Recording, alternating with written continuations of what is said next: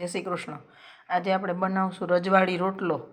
એના માટે જોશે આપણે ઠંડા રોટલા લીધા છે, 2 નાના છે એટલે 2 લીધા, મોટો હોય તો 1 લેવાનો।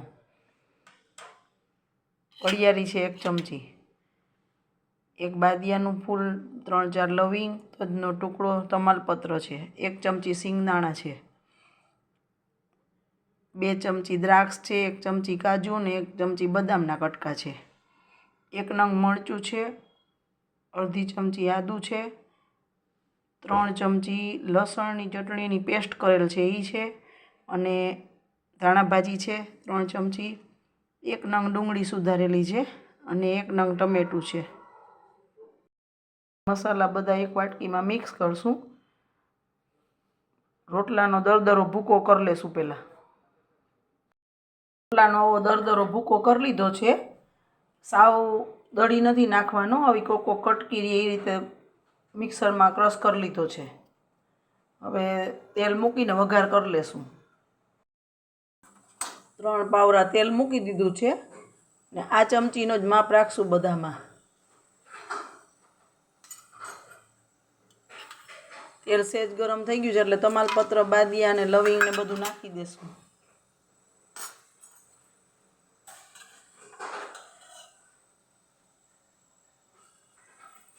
અડધી ચમચી રાઈ જીરું નાખશું।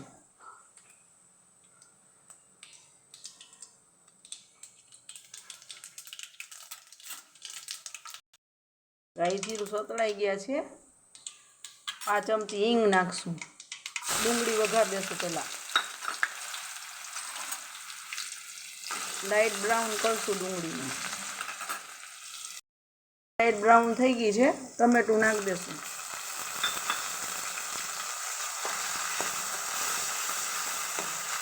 ટમેટાને સેજ સાતળશું। ટમેટું સેજ સતળાઈ ગયું છે। હવે આદુ, મરચું, સિંગદાણા, વરિયાળી બધું સેજ સેજ સાતળી લેશું।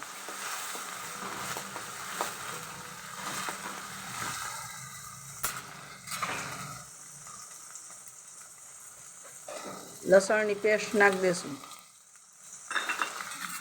સેજ સાતળી લેશું એને।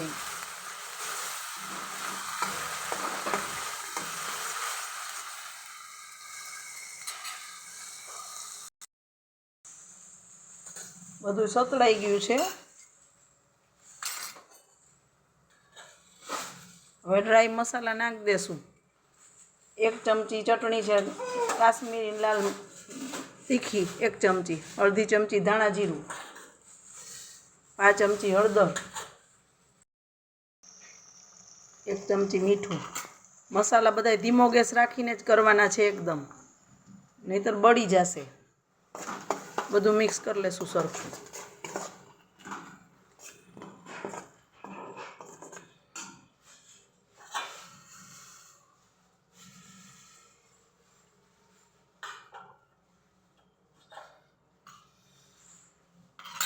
આ ચમચી ગરમ મસાલો નાખ્યો છે। હવે આપણો આ રોટલો ક્રશ કરેલો છે એ નાખી દેશું, મિક્સ કરી લેશું સરખું।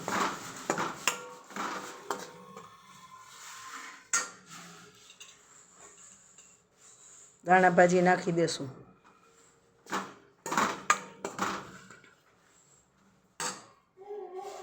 થોડાક કાજુ બદામ બધા છે એ દ્રાક્ષ ને બધું નાખી જ દેશું।